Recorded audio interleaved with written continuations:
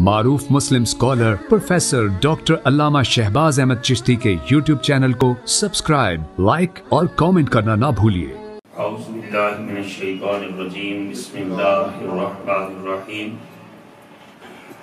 انما الصدقات للفقراء والمساکین والعاملین علیہا والمؤلفۃ قلوبہم وفی الرقاب والغارمین وفی سبیل اللہ وابن السبیل فریضۃ من اللہ واللہ علیم حکیم۔ آج کے درس میں زکوٰۃ کی جو ہیڈز ہیں، مدعات ہیں، ان کا بیان ہے کہ کن لوگوں کو زکوٰۃ دی جا سکتی ہے، کیونکہ اللہ رب العزت نے خود قرآن مجید کے اندر ان لوگوں کا بیان فرمایا ہے کہ جن کو زکوٰۃ دی جا سکتی ہے۔ ایک عورت رسول خدا صلی اللہ علیہ وسلم کی بارگاہ میں حاضر ہوتی ہے کہ یا رسول اللہ صلی اللہ علیہ وسلم، مجھے زکوٰۃ میں سے کچھ پیسہ عطا کرے۔ حضور صلی اللہ علیہ وسلم نے ارشاد فرمایا کہ یہ معاملہ اللہ نے میری ثوابدید پر نہیں چھوڑا، اللہ نے اس کی ہیڈز مدعات بیان کر دی ہیں، ایک لسٹ دے دی ہے۔ اگر تم اس لسٹ میں، اس فہرست میں سے کسی ہیڈ اور مد کے تحت آتی ہو تو میں ضرور تمہیں زکوٰۃ دوں گا، اور اگر تم اس مد میں نہیں آتی تو پھر تمہیں زکوٰۃ نہیں دی جائے گی۔ اور وہ اللہ پاک نے ارشاد فرمایا، وہ 8 ہیں ٹوٹل، بولیے کتنے؟ 8 لوگ ہیں، کیٹیگریز ہیں جن کو زکوٰۃ دی جا سکتی ہے۔ انما الصدقات للفقراء، فرمایا زکوٰۃ صرف ان کے لیے ہے جو فقیر ہوں، والمساکین، اور مسکین ہوں، والعاملین علیہا، اور زکوٰۃ کے کام پر جانے والے ہوں، جو زکوٰۃ کا نظام چلاتے ہیں، ملازمین ہیں جن کا کام ہے زکوٰۃ کلیکٹ کرنا اور پھر آگے تقسیم کرنا، تو زکوٰۃ کے پیسے سے ان ملازمین کی تنخواہ دی جا سکتی ہے۔ یہ اللہ نے آسمان سے نازل کیا۔ سبحان اللہ۔ والمؤلفۃ قلوبہم، اور تالیف قلوب کے لیے کسی کی دلداری مقصود ہو کہ جو نیا مسلمان ہو، اس کے انکرج کرنے کے لیے، اگر اس کے مالی حالات اچھے نہیں ہیں تو اس کو زکوٰۃ دی جا سکتی ہے۔ اور پھر رقاب، گردنوں کو آزاد کرانے کے لیے، یعنی پہلے دور میں غلاموں کی آزادی کے لیے، اور آج کے دور میں اگر کوئی مسلمان قیدی ہے اور اس کے پاس قید سے رہائی اور ضمانت کے پیسے نہیں ہیں تو زکوٰۃ کے پیسے سے اس کی ضمانت جو ہے وہ دی جا سکتی ہے۔ والغارمین، اور جو شخص قرض کے بوجھ نیچے دب گیا ہے، مقروض ہو گیا ہے، اس کو زکوٰۃ دی جا سکتی ہے۔ وفی سبیل اللہ، اور جو لوگ اللہ کے راستے میں ہیں ان کو زکوٰۃ دی جا سکتی ہے۔ وابن السبیل، اور مسافروں کو، جو آدمی حالت سفر میں ہے، اس کے پاس پیسے نہیں ہیں، اس کے سفری اخراجات کے لیے اور زاد راہ کے لیے زکوٰۃ کے پیسوں سے اس کی مدد کی جا سکتی ہے۔ فریضۃ من اللہ، اللہ نے فرمایا یہ ساری چیزیں اللہ کی طرف سے فرض ہے۔ سبحان اللہ۔ واللہ علیم حکیم، اللہ تعالیٰ سب کچھ جاننے والا بھی ہے اور بڑا دانا بھی ہے، کہ اس سے کی بارگاہ سے کوئی چیز پوشیدہ نہیں ہے، وہ ہر چیز جانتا ہے اور وہ بہت زیادہ دانا ہے۔ تو جو صدقہ ہے بنیادی طور پر اس کی جمع ہے صدقات، تو لفظ بھی یہاں سے شروع کیا کہ جو صدقات ہیں۔ اب صدقات کی 2 قسمیں، بولیے کتنی؟ 2 قسمیں۔ ایک صدقات نافلہ ہے، آپ گھر سے نکلتے ہیں، آپ نے $2 گلے میں ڈال دیا اور آپ کے اوپر کوئی برڈن یا بوجھ نہیں، ویسے ہی آپ نے یا کسی غریب بہن بھائی کی ویسے خدمت کر دی، یہ صدقات نافلہ میں سے۔ اور دوسرا صدقات واجبہ۔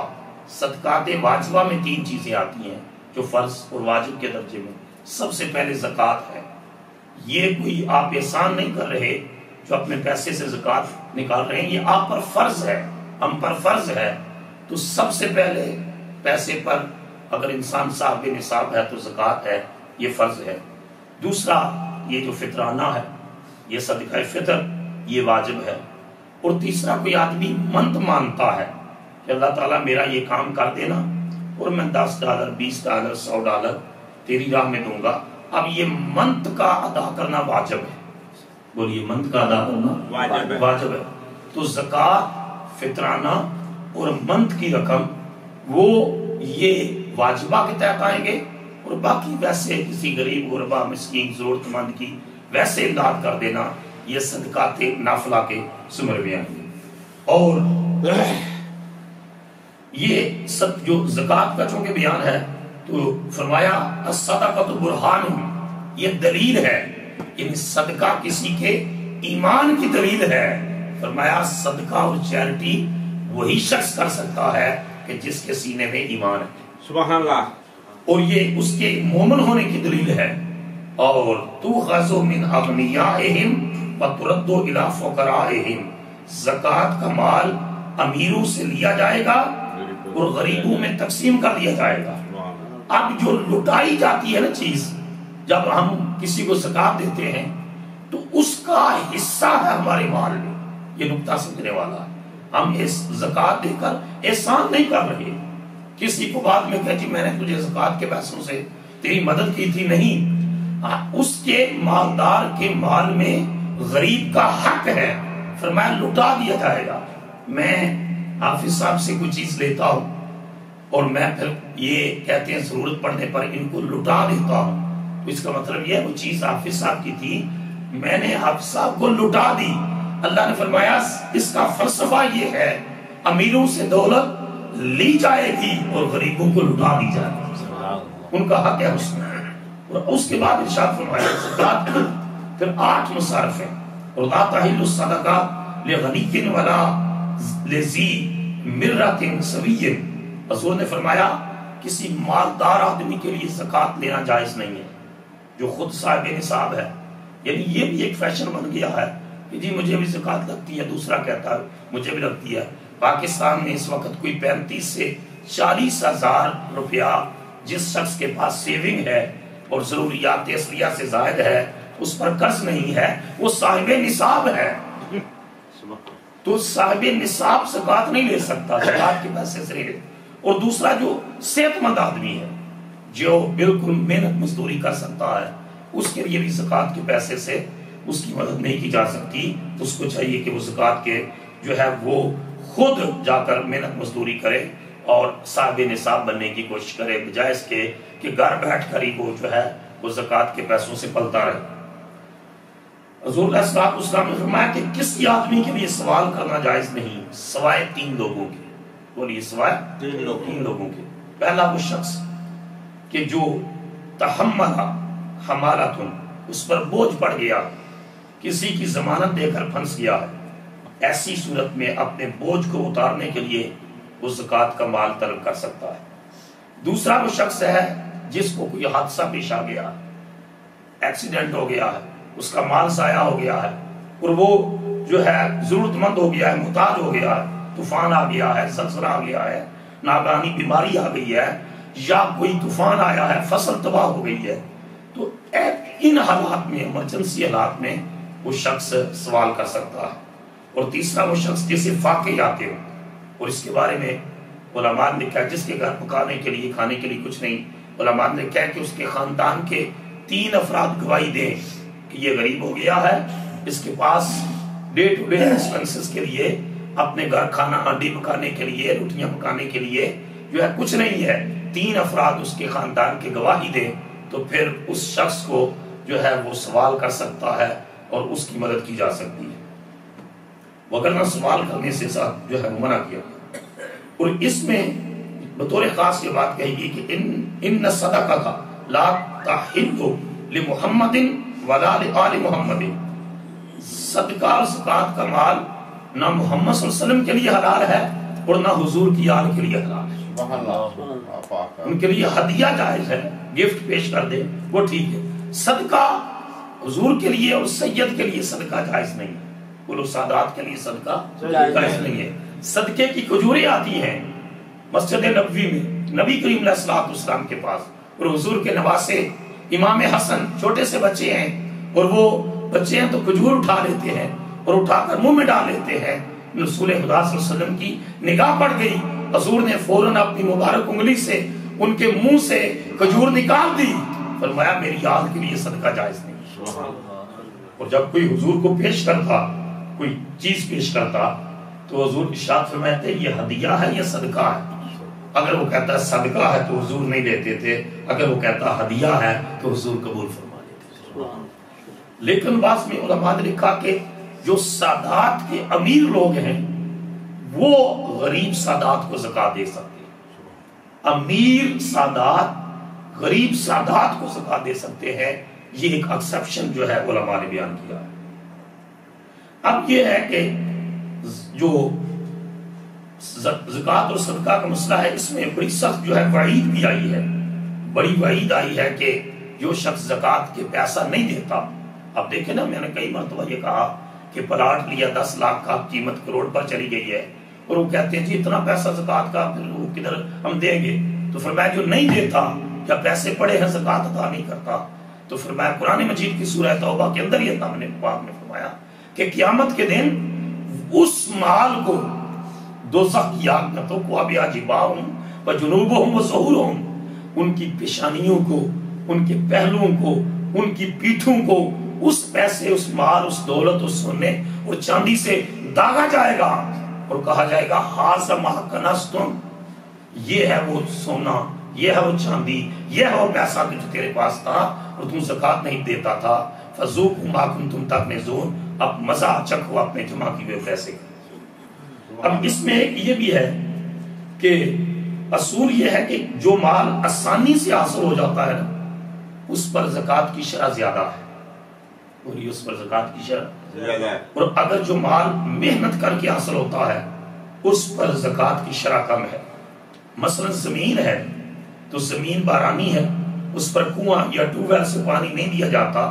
تو شرح زکوٰۃ کا کہ کل پیداوار کا 10واں حصہ اللہ کی راہ میں دینا ہوگا۔ اور اگر کھیتی یا باغ کے لیے پانی کا انتظام کاشتکار کو خود کرنا پڑتا ہے تو پیداوار کا 20واں حصہ زکوٰۃ جو ہے وہ ادا کرنی ہوگی۔ پھر سونے کا نصاب 7.5 تولے سونا ہے، چاندی 52.5 تولے ہیں، اتنا پیسہ ہو، اتنا مال تجارت ہو، جو اس کی جو ہے جو انکم ہے، اگر کوئی مشینری ہے تو مشینری سے جو انکم آ رہی ہے تو اس کے اوپر جو ہے وہ زکوٰۃ ہے۔ چرنے والے جانوروں میں سے کسی کے پاس 5 اونٹ ہیں تو سالانہ 1 بکری، اس کو 5 اونٹوں پر 1 بکری زکوٰۃ دینا ہو، اور 10 اونٹ پر 2 بکریاں، 15 پر 3 بکریاں، 20 اونٹوں پر 4 بکریاں زکوٰۃ دینا ہوگی،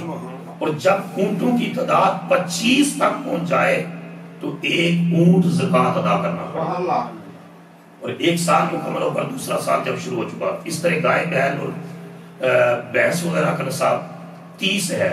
جب 30 گائے ہوں، 30 بیل ہوں، 30 بھینسیں ہوں، جب ریوڑ اس تعداد کو پہنچ جائے تو 1 گائے یعنی 30 گائے بھینسوں کے اوپر یا بیلوں کے اوپر 1 گائے یا 1 بھینس یہ زکوٰۃ ادا کرنا ہوگی۔ بھیڑ بکری کا نصاب 40 ہے، ہر 40 میں جس کے پاس جو ہے وہ اس پہ سے زکوٰۃ دے گا۔ اب یہ مصارف زکوٰۃ جو ہیں، اس میں فرمایا سب سے پہلے انما الصدقات للفقراء، کہ زکوٰۃ دی جائے گی فقیروں کو، اور یہ کس کو؟ فقیروں کو۔ فقیر کون ہے؟ امام ابو حنیفہ فرماتے ہیں فقیر وہ شخص ہے جس کی کم از کم ضروریات بھی پوری نہ ہوتی ہوں، کم از کم اس کی ضرورتیں جو ہے ماہانہ اخراجات اس کے پاس نہیں ہیں، ضرورتیں پوری نہ ہوتی ہوں، کچھ جو ہے وہ اگرچہ اس کے پاس کچھ نہ کچھ ہے مگر گزر اوقات ٹھیک طریقے سے نہیں کر سکتا تو وہ فقیر کے زمرے میں آئے گا اور اس کو زکوٰۃ دی جا سکتی ہے۔ والمساکین، یہ پہلا کیٹیگری فقیر کی تھی، دوسری مسکین کی، اور یہ دوسری مسکین کی۔ مسکین کون شخص ہے؟ مسکین وہ شخص ہے جس کے پاس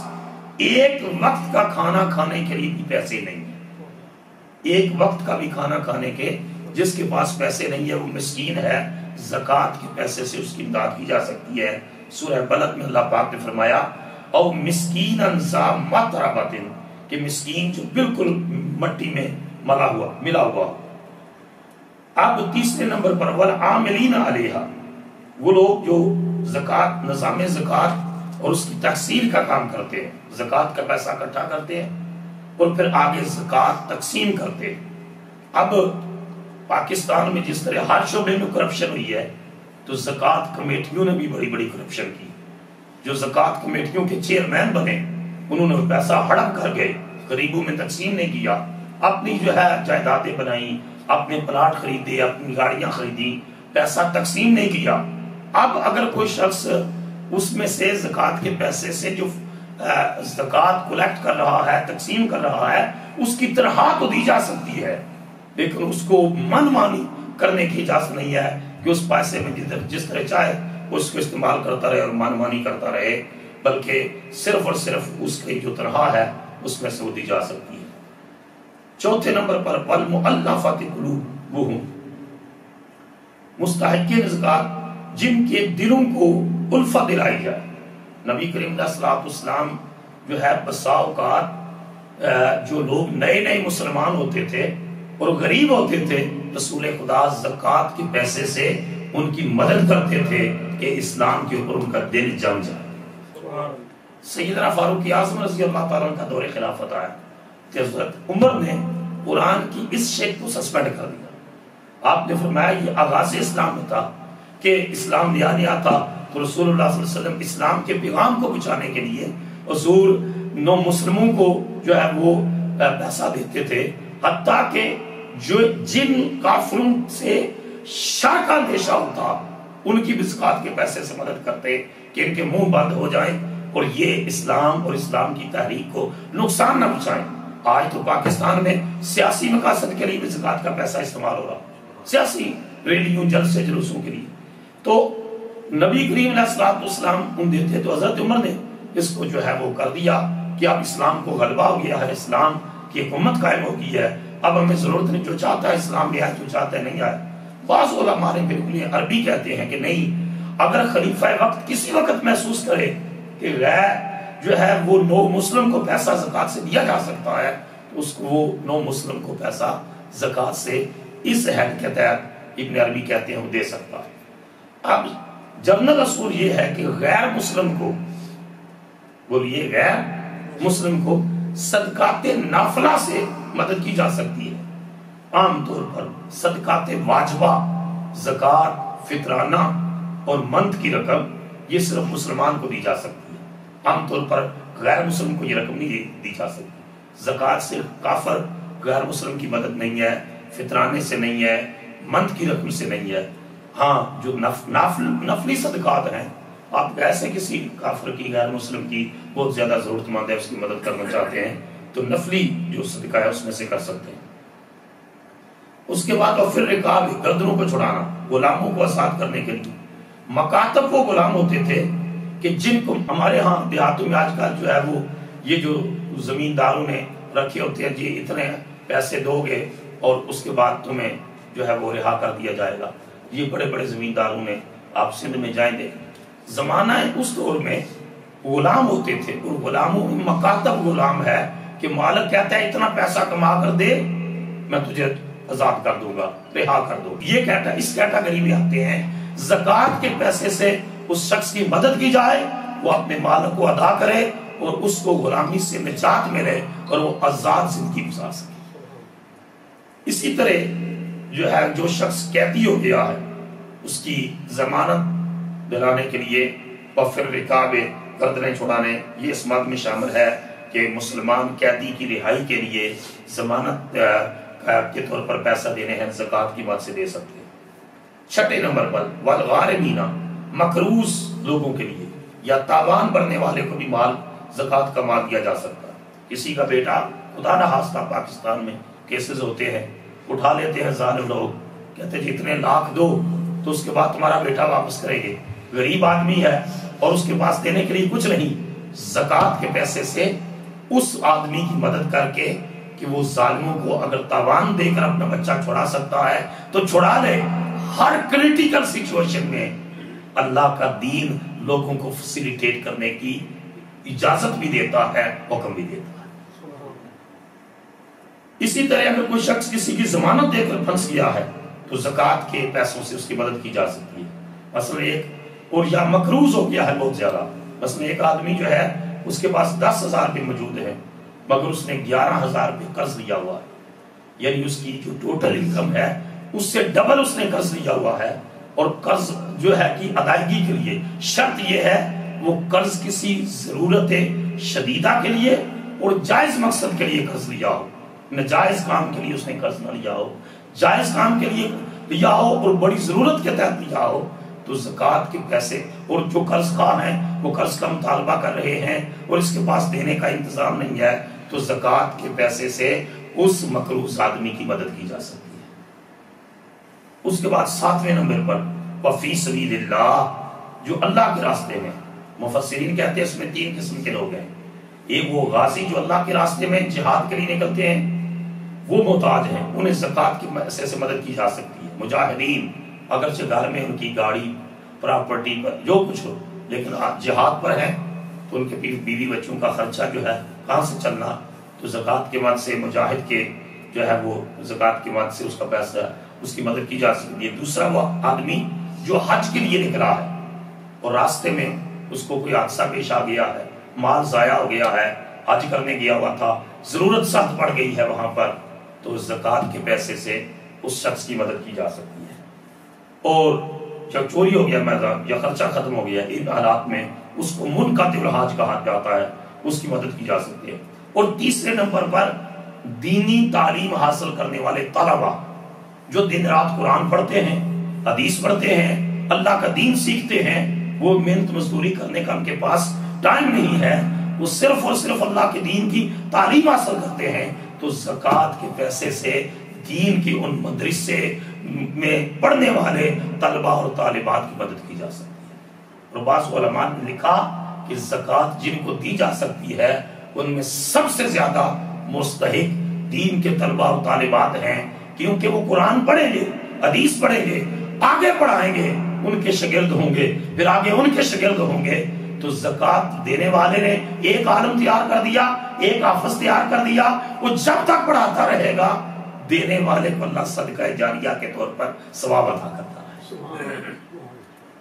اور اس کے بعد جو ہے 8ویں نمبر پر اور آخری نمبر پر وابن سبیل، مسافر کو زکوٰۃ کی مد سے مدد کی جا سکتی ہے۔ ایسا شخص جس کا سفر زاد راہ ختم ہو گیا ہے، مال ختم جو ہے ہو گیا ہے، اگرچہ وہ اپنے گھر میں کروڑ پتی ہو، لیکن حالت اور اس پیسے پیچھے سے منگانے کا انتظام نہیں ہے، راستے میں سٹک ہو گیا ہے اور آگے وہ نہیں جانے کا اس کے لیے خرچہ نہیں ہے، تو زکوٰۃ کی رقم سے اس مسافر کی مدد کی جا سکتی ہے اور اس کے تاکہ وہ اپنی منزل مقصود تک پہنچ جائے، چاہے وہ بعد میں لٹا دے یا نہ لٹائے، لیکن بہر صورت اس ایمرجنسی حالات میں اس شخص کی جو ہے مدد کی جا سکتی ہے۔ فرمایا فریضۃ من اللہ، یہ سارے اللہ کی طرف سے فرض ہیں، اور اللہ تعالیٰ علیم الحکیم، اللہ سب کچھ جاننے والا بھی ہے۔ ہم ڈنڈی مار سکتے ہیں کہ یا زکوٰۃ فرض ہے، ہم کہ نہیں دیں، مگر اللہ فرما رہا ہے جس رب نے یہ حکم دیا ہے نا، وہ جانتا ہے تمہارے پاس پیسہ کتنا ہے، وہ جانتا ہے تمہارے گھروں میں کیا ہے، تمہارے بینکوں میں کتنا ہے، وہ جانتا تم کسی انسان کو دھوکہ دے سکتے ہو، اپنے رب کو دھوکہ نہیں دے سکتے۔ اس رب نے یہ اس سے بیان کیا ہے جو علیم بھی ہے، سب کچھ جانتا بھی ہے اور حکیم بھی ہے، بڑا دانا ہے، بڑا ہی عقل مند ہے، بڑا ہی دانا ہے، اور وہ جو بھی حکم دیتا ہے وہ بندوں کی بہتری کے لیے دیتا ہے۔ اس میں میں عرض کرتا ہوں، اس میں جو ہے وہ پیسہ جو زکوٰۃ کا ہے، اس میں جو ہے وہ اس کی 2 معنی بھی ہیں۔ ان میں ایک معنی ہے کہ زکوٰۃ کا جو پیسہ، زکوٰۃ کا معنی پاک ہونا بھی ہے، پاک ہونا، اس کا مطلب یہ کہ ایک آدمی پوری ڈیوٹی کرتا ہے، اپنی کہیں ملازم ہے پوری ڈیوٹی کرتا ہے، پھر بھی کوئی کوتاہی ہو جاتی ہے، سو گیا ہے، ایک دن لیٹ آیا ہے، چھٹی کر لی ہے، تنخواہ پوری لے لی ہے، اب تھوڑی بہت اس میں جو ہے کمی ہوئی ہے، اب جب اس نے اپنے پیسے سے زکوٰۃ ادا کر دی ہے تو بقیہ رقم کو اللہ نے پاک فرما دیا۔ اور دوسرا معنی اس کا بڑھوتری ہے، انکریزمنٹ ہے۔ ہم سمجھتے ہیں کہ زکوٰۃ کا پیسہ دینے سے ہمارا پیسہ اس میں سے زکوٰۃ نکالنے سے کم ہو رہا ہے، لیکن اللہ فرما رہا ہے کہ کم نہیں ہو رہا، اس زکوٰۃ کی ادائیگی کرو گے، پچھلی رقم کو میں اپنے فضل سے برکت ڈال کر بڑھا دوں گا۔ برکت فرمایا یمحو اللہ الربا ویربی الصدقات، اللہ تعالیٰ سود کو مٹاتا ہے اور صدقات کو بڑھاتا ہے۔ انسان سوچتا ہے جو پیسہ میں نے فکس ڈپازٹ پر رکھا ہوا ہے سود پر، وہ بڑھ رہا ہے، ہر مہینے اتنے % پیسہ بڑھ رہا ہے، اللہ فرماتا ہے میں اس کو مٹاتا ہوں، اس میں بے برکتی ڈال دی، کسی پر مقدمہ بن گیا، خدا نخواستہ ایکسیڈنٹ ہو گیا، کوئی خاندان میں مصیبت آ گئی، اللہ فرماتا ہے سود کے پیسے کو میں مٹاتا ہوں اور صدقے کے پیسے کو میں بڑھاتا ہوں، کہ اس میں اللہ تعالیٰ مصیبتوں سے بچا لیتا ہے، بڑے بڑے ایکسیڈنٹوں سے بچا لیتا ہے، اللہ تعالیٰ جو ہے وہ بڑے بڑے مقدموں کی فیسوں کی ادائیگی سے بچا لیتا ہے۔ تو جو انسان اخلاص نیت کے ساتھ اپنے پیسے سے حصہ نکالتا رہتا ہے، اللہ رب العزت اس کے لیے خیر و برکت پیدا کرتا رہتا ہے۔ اللہ رب العزت کی بارگاہ میں توبہ ہوں کہ اللہ تعالیٰ ہم سب کو قرآن مجید کے احکامات اور حضور علیہ الصلوۃ والسلام کے ارشادات کی روشنی میں اپنے مالوں سے زکوٰۃ ادا کرنے کی توفیق عطا فرمائے۔ وما علینا الا البلاغ المبین۔ سیدنا کریم صلی اللہ علیہ وسلم، سیدنا کریم صلی اللہ علیہ وسلم، سیدنا کریم صلی اللہ علیہ وسلم۔